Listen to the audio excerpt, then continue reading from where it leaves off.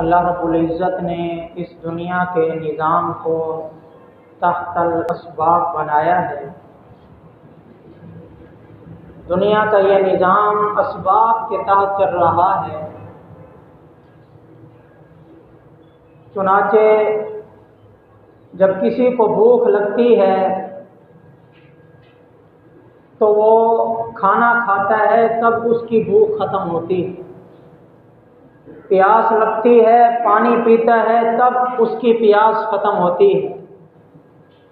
تو اللہ نے تمام چیزوں کے اسباب بنائے ہیں۔ ان اسباب کو اختیار کرنے سے اس کی تمنا اور خواہش پوری ہوتی ہے۔ یہ ایک اللہ رب العزت کا قانون ہے اور یہ سنت اللہ ہے۔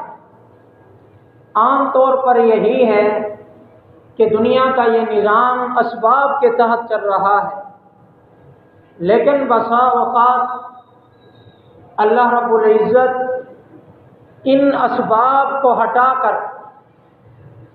بغیر اسباب کے اللہ کبھی چیز ظاہر فرما دیتے ہیں تاکہ میرے بندوں کا یقین، میرے بندوں کا ایمان انہی اسباب پر نہ لگا رہے۔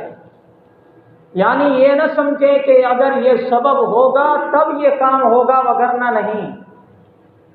عام قانون اور ضابطہ تو یہی ہے کہ اللہ نے ہر چیز کو اسباب کے ساتھ جوڑا ہے۔ جیسے میں نے دو مثالیں عرض کی، بھوک لگی، کھانا کھائے گا تو بھوک ختم ہوگی، پیاس لگی، پانی پیے گا تو پیاس ختم ہوگی۔ لیکن یہ کوئی ضروری نہیں، اگر اللہ رب العزت چاہیں تو بغیر کھانے کے بھی بھوک کو ختم فرما دیں، بغیر پانی پیے انسان کی پیاس کو ختم فرما دیں، یہ اللہ کی قدرت میں ہے، لیکن یہ اللہ کا قانون نہیں ہے۔ مرد اور عورت کا آپس میں نکاح ہوتا ہے تب بچہ وجود میں آتا ہے، بغیر شادی کیے اور بغیر بدکاری کیے کسی عورت سے بچہ نہیں ہو سکتا، یہ اللہ کا قانون ہے۔ لیکن یہ کوئی ضروری نہیں، اللہ چاہے تو اس کے خلاف بھی کر دے۔ حضرت عیسیٰ علیہ السلام بلا باپ دنیا میں آئے، حضرت مریم علیہ السلام کے بطن سے آئے، نہ نکاح کیا، نہ نعوذ باللہ کوئی بدکاری کی، لیکن اللہ نے اس قانون اور اس سبب کو وہاں ہٹا دیا تاکہ بندوں کا یقین اس پر نہ لگ جائے کہ اللہ اس کے خلاف پر قادر نہیں، یا بندے یہ سمجھنے لگ جائیں کہ شاید یہ اسباب ہوں گے تو تب کام ہوگا، وگرنہ نہیں۔ تو اللہ کا عام قانون اور ضابطہ اور سنت اللہ تو یہی ہے کہ اللہ نے ہر چیز کو اسباب کے ساتھ جوڑا ہے۔ میں اپنی بات سمجھانے کی کوشش کر رہا ہوں، تمہید عرض کر رہا ہوں۔ ہر چیز کو اللہ نے سبب سے جوڑا ہے۔ چنانچہ جب یہ ضابطہ ہے اور عام قانون ہے تو دنیا میں موجود مسائل جتنے بھی ہیں، اللہ نے ان تمام مسائل کے حل کو بھی ایک سبب اور ایک چند اسباب کے ساتھ جوڑا ہے۔ اگر انسان ان اسباب کو اختیار کر لے تو انسان اپنی الجھنوں سے، مشکلات سے، مصائب سے نکل سکتا ہے، ان اسباب کو اگر اختیار کیا جائے، کیونکہ عام قانون اور ضابطہ یہی ہے کہ اللہ رب العزت کا طریقہ وہ اسباب اختیار کرنے کے بعد تعلق رکھتا ہے۔ ویسے اگر اللہ چاہے تو بلا سبب بھی ہو سکتا ہے، لیکن یہ عام قانون نہیں۔ چنانچہ جب ہم عالم میں نظر دوڑاتے ہیں، ہمیں مختلف قسم کے مسائل نظر آتے ہیں، الجھنیں، پریشانیاں، مسائل۔ ہر آدمی اپنی زندگی میں مگن ہے، اسے دوسرے کا خیال تک نہیں۔ صبح بیدار ہونے کے بعد رات کو سونے تک اسے یہی فکر لگی ہے کہ کسی طریقے سے میرا پیٹ، میرے بچوں کا پیٹ پل جائے، اور اسے کوئی سوچ نہیں ہے، اور اسی محنت اور لگن میں لگا ہوا ہے۔ اس کے ساتھ ساتھ مشکلات کا سامنا بھی ہے، مصائب بھی ہیں، الجھنوں میں بھی گھرا ہوا ہے، تمام مشکلات اس کے سامنے ہیں۔ اور ان مشکلات کو حل کرنے کی بھی کوشش کرتا ہے، کیونکہ اللہ رب العزت نے ان مشکلات کا حل اسباب کے تحت بنایا ہے۔ اگر انسان اسباب اختیار کرے گا تب اللہ رب العزت کی طرف سے وہ کام ہوں گے۔ میں نے جو بات عرض کرنی ہے وہ یہ ہے کہ آج ایک ایسا مسئلہ جو کسی ایک شخصیت کا نہیں، کسی ایک شہر کا نہیں، کسی صوبے کا نہیں، ایک ملک کا بھی نہیں، بلکہ وہ مسئلہ بین الاقوامی مسئلہ ہے جس پر تمام عالم اسلام کے لوگ پریشان ہیں اور اس کا حل ڈھونڈنے کی کوشش کر رہے ہیں، لیکن جب بنظر غیر دیکھا جاتا ہے تو معلوم یہ ہوتا ہے کہ وہ اسباب اختیار نہیں کیے جا رہے جن اسباب سے اس مسئلے کو حل کیا جائے، وہ دوسرے اسباب میں لگے ہوئے ہیں جن اسباب کو اپنا کر وہ مسئلہ حل ہو ہی نہیں سکتا۔ وہ مسئلہ ہے بد امنی کا۔ چنانچہ بد امنی، امن و امان کا نہ ہونا، یہ ہمارے ملتان شہر کا کوئی مسئلہ نہیں ہے۔ بد امنی ملتان میں بھی ہے، کراچی میں بھی ہے، اسلام آباد میں بھی ہے، پاکستان کے ہر چھوٹے بڑے شہر اور صوبے میں ہے۔ صرف پاکستان کی حد تک نہیں بلکہ دیگر ممالک، چاہے وہ اسلامی ممالک ہوں یا غیر اسلامی ممالک ہوں، تمام دنیا کے ممالک کو ایک مسئلہ درپیش ہے، وہ ہے بد امنی کا اور امن و امان کے نہ ہونے کا۔ اور اس امن و امان کے نہ ہونے کا اور بد امنی کو ختم کرنے کے لیے تمام عالم اسلام کوشش کر رہا ہے کہ کسی طریقے سے ہمارے ملک میں، ہمارے شہر میں، ہمارے صوبے میں، ہمارے محلے میں امن و امان قائم ہو جائے اور ہم بد امنی سے بچ جائیں۔ ہر ایک اس طرف نظر دوڑا کر اس کو حل کرنے کی کوشش کر رہا ہے، لیکن جب ہم قرآن اور حدیث کو سامنے رکھ کے ان اسباب کو دیکھتے ہیں جو اسباب اس امن و امان قائم کرنے کے لیے اختیار کیے جا رہے ہیں، تو معلوم ہوتا ہے کہ وہ اسباب ہیں ہی نہیں۔ امن و امان قائم ہونے کے وہ اسباب ہیں ہی نہیں۔ جو سبب اپنانا چاہیے تھا وہ سبب اپنایا نہیں جا رہا۔ یہی وجہ ہے کہ جتنے بھی ممالک ہیں، اسلامی ہوں یا غیر اسلامی، تمام میں ابتدا سے آج تک یہ مسئلہ چلا آ رہا ہے کہ کسی ملک میں امن و امان نہیں، بد امنی کی فضا ہے، ہر طرف قتل و غارت ہے، دوسرا آدمی اپنا حق بچا نہیں سکتا، اپنی محنت مزدوری سے کمایا ہوا مال بھی اس کے پاس محفوظ نہیں ہے۔ یہ بد امنی ہے، اور اس بد امنی کو ختم کرنے کے لیے نچلے سے نچلے درجے والا، نچلے سے نچلے طبقے سے تعلق رکھنے والا آدمی بھی محنت کر رہا ہے، جو عہدے دار ہیں، جن کے پاس منصب ہے، طاقت ہے، وہ بھی اس کے لیے کوشش کر رہے ہیں، لیکن یہ مسئلہ حل ہونے کو نہیں آ رہا۔ بنیادی وجہ یہ ہے کہ ہم نے وہ سبب اور ان اسباب کی طرف ہماری نظر گئی ہی نہیں ہے جن اسباب کو اختیار کرنے کے بعد دنیا میں اسلام کے طریقے پر عمل کرتے ہوئے تمام ممالک کے اندر بین الاقوامی طور پر امن آ جائے۔ ایسا نہیں ہو سکتا، کیونکہ ہم نے اسباب غلط اختیار کیے ہیں۔ کوئی آدمی ملتان سے کراچی جانا چاہتا ہے اور وہ اسٹیشن پر جا کر لاہور کی گاڑی پر بیٹھ جاتا ہے، جب وہ گاڑی سہوال کے قریب پہنچتی ہے تو بس میں چلانا شروع کر دیتا ہے کہ میں نے کراچی جانا تھا، یہ مجھے کہاں لے کر جا رہے ہیں، اور بس میں بیٹھ کر چلاتا جا رہا ہے اور اٹھتا نہیں ہے کہ اس بس سے، اس گاڑی سے اتر کر کراچی والی گاڑی پر بیٹھ جاؤں تاکہ میں کراچی پہنچ جاؤں۔ اٹھتا بھی نہیں ہے، کوشش بھی نہیں کرتا۔ لاہور والی گاڑی آگے چلی جا رہی ہے اور یہ کہتا جا رہا ہے کہ میرا یہ مسئلہ حل نہیں ہو رہا، میں کراچی نہیں پہنچ سکتا۔ میں آپ سے پوچھتا ہوں، وہ پہنچ سکے گا؟ نہیں پہنچ سکے گا، اس لیے کہ اس نے وہ سبب اختیار ہی نہیں کیا جو اسے کراچی کی طرف لے جائے۔ وہ تو لاہور والی گاڑی پر بیٹھ کر جا رہا ہے۔ اگر وہ کراچی جانا چاہتا ہے، غلطی سے لاہور والی گاڑی پر بیٹھ گیا ہے، اسے چاہیے کہ وہ اسی جگہ پر اتر کر دوبارہ اس گاڑی پر بیٹھے جو کراچی جا رہی ہے، تب وہ کراچی پہنچ سکے گا۔ اگر اس طرح نہیں کرے گا، جتنا چلاتا رہے چیختا رہے، کبھی کراچی نہیں پہنچ سکتا۔ کمرے میں بند، دروازہ بھی بند ہے، چراغ چل رہا ہے، روشنی ہے، ایک آدمی اٹھ کر اس چراغ کو بجھا دیتا ہے، پھر کہتا ہے یہ کیا ہو گیا، میں اندھیرے میں ہوں، روشنی نہیں ہو رہی۔ اگر روشنی چاہتا ہے تو اٹھ کر اس چراغ کو دوبارہ جلائے، اس بلب کا بٹن دوبارہ چلائے تاکہ اسے روشنی مہیا ہو جائے۔ وہ بٹن بھی نہیں چلاتا، چراغ کو بھی نہیں چلاتا، اور یہ چلا رہا ہے کہ مجھے روشنی نہیں مل رہی، میں اندھیرے میں بیٹھا ہوں۔ آپ عقل مند ہیں، میں آپ سے پوچھتا ہوں، وہ روشنی میں آ سکتا ہے؟ نہیں آ سکتا جب تک اٹھ کر چراغ نہ جلائے، یا اٹھ کر بٹن نہ جلائے۔ بلب پھر جلے گا، روشنی تب ہوگی جب وہ یہ اسباب اختیار کرے گا۔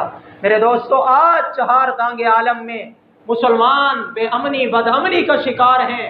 صرف مسلمان ہی نہیں بلکہ تمام عالم اسلام، وہ اسلامی ممالک ہوں یا غیر اسلامی ممالک، تمام ممالک میں یہ مسئلہ اوناقا پرندے کی طرح بن چکا ہے، جو ناپید ہو چکا ہے، جس کا وجود اس جہان میں نہیں ہے۔ اسی طرح بد امنی کا مسئلہ ہے جو آج ختم ہونے تک نہیں آ رہا۔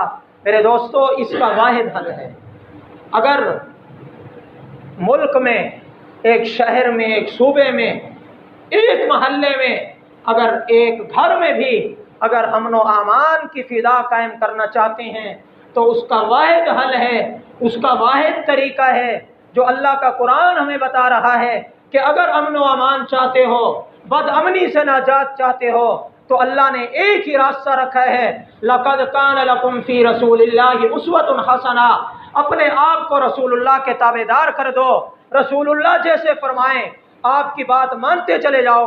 عالم میں نہیں بلکہ دنیا کے تمام ممالک میں بین الاقوامی طور پر امن آ جائے گا، بد امنی کی فضا ختم ہو جائے گی۔ لیکن اس سبب کو کوئی اختیار کرنے کے لیے تیار ہی نہیں ہے۔ فاروق اعظم رضی اللہ عنہ کا واقعہ نہیں سنا؟ وہ پچھلے پیر رات کو اٹھ کر ماں اپنی بیٹی کو کہہ رہی ہے، بیٹی دودھ میں پانی ڈال دے۔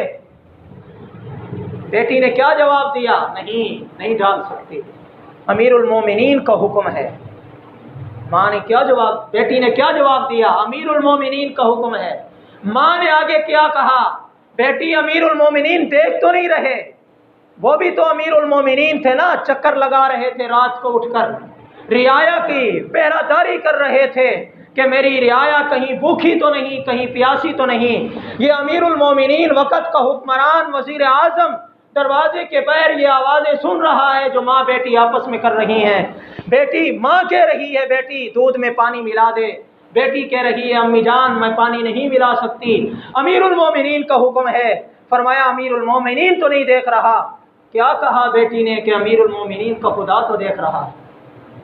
ایسا امن تھا، بد امنی کا نام نہیں تھا۔ بند کمرے میں، چار دیواری میں اگر وہ پانی ملا دیتی، کوئی نہیں دیکھ رہا تھا، لیکن کیوں نہیں ملایا؟ کیا وجہ تھی؟ وقت کے حکمران نے رسول اللہ صلی اللہ علیہ وسلم کے دامن کو پکڑا۔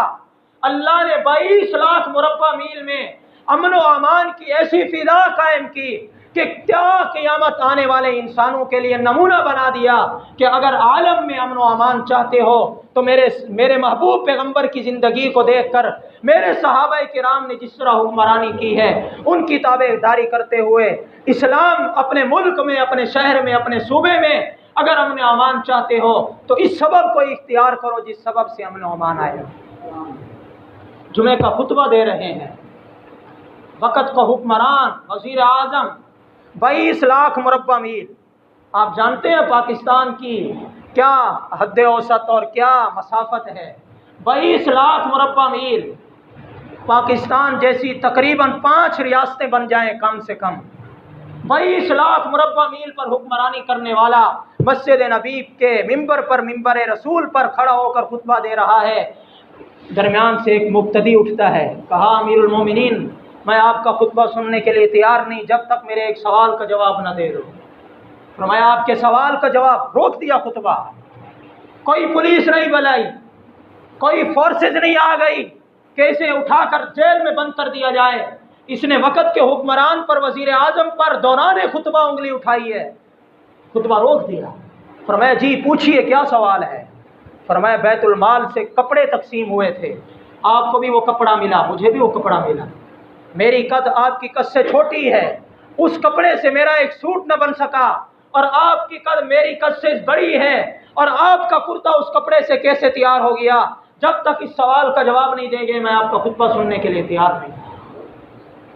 अमन व अमान की बात कर रहा हूँ।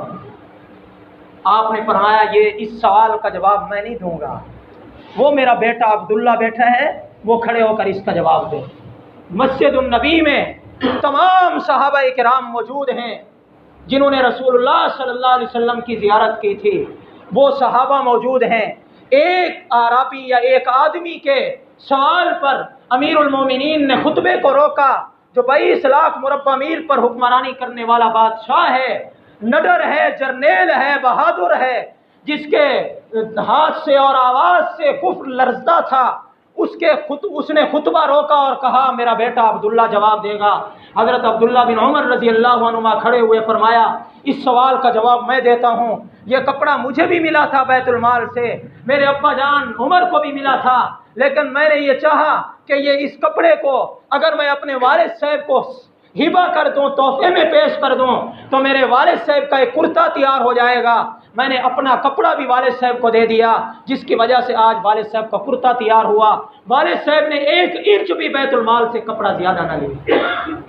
क्यों अमन व अमान कायम न होता? क्यों बकरियां शेरों के साथ चरती? क्या वजह थी? अमन व अमान कायम की आलम में, अमन व अमान की फिजा थी, बदअमनी का नाम तक नहीं था। अमीरुल मोमिनीन वक़्त के हुक्मरान हैं, सफ़र पर जा रहे हैं। हज़रत उमर रज़ी अल्लाह अन्हु, रास्ते में एक मुसाफिर मिला, चरवाहा बकरी चरा रहा है। फरमाया चूँकि निकाब किया हुआ था उसने पहचाना नहीं, या निकाब ना भी किया हुआ हो, रिवायात में सराहत तो नहीं, चूँकि काफ़ी दूर अपने इलाके से थे तो उसने अमीरुल मोमिनीन की ज़ियारत नहीं की थी, इसलिए हज़रत अमीरुल मोमिनीन फ़ारूक आज़म रज़ी अल्लाह तआला अन्हु ठहर गए। फरमाया चरवाहे मैं मुसाफिर आदमी हूँ, अगर बकरी का दूध मुझे निकाल कर दे देगा तो मेरी प्यास ख़त्म हो जाएगी। फरमाया मैं चूँकि ये बकरियाँ मेरी नहीं हैं तो इन बकरियों का दूध मुझे इस्तेमाल करने की इजाज़त नहीं है। अगर ये बकरियाँ मेरी होती तो मैं ज़रूर आपको दूध पिला देता, लेकिन अफसोस मेरी बकरियाँ नहीं हैं, मैं आपको दूध नहीं पिला सकता। फ़ारूक आज़म रज़ी अल्लाह तआला अन्हु ने फरमाया ठीक है, आप अगर ये काम नहीं कर सकते, ऐसा करें एक बकरी मुझे बेच दें, वो बकरी मैं ख़रीद लूँगा, मेरी मिल्कियत में आ जाएगी, मेरा भी फ़ायदा हो जाएगा, तुझे भी फ़ायदा पहुँच जाएगा। कहा कैसे? कहा जब मैं आपको पैसे दे दूँगा, आप अपने मालिक के पास ये जाकर कह देना कि एक बकरी को भेड़िया खा गया, आपको मुफ्त के पैसे मिल जाएंगे। चलो मैं मुसाफिर आदमी हूँ, बकरी साथ रखूँगा, मेरी प्यास भी ख़त्म हो जाएगी, दूध पीता जाऊँगा। अल्लाहु अकबर, अमीरुल मोमिनीन की रियायत थी। फ़ारूक आज़म रज़ी अल्लाह तआला अन्हु के तहत ये रियायत चल रही थी। एक चरवाहे ने क्या जवाब दिया? फरमाया या हाज़ा फ़ाइन अल्लाह। जुमला सुनिए, फरमाया बंदे खुदा फिर अल्लाह कहाँ जाएगा? अगर मैं अपने मालिक को ये जवाब दूं कि एक बकरी भेड़िया खा गया और उसके पैसे मैं अपने पास रख कर उसे झूठ बोल दूं, फ़ाइन अल्लाह, अल्लाह कहाँ गया? अल्लाह नहीं देख रहा मुझे, अल्लाह को क्या मुंह दिखाऊंगा? 22 लाख मुरब्बा मील पर ऐसे तो अमन व अमान कायम नहीं हुआ, ऐसे तो बदअमनी की फिजा ख़त्म नहीं हुई।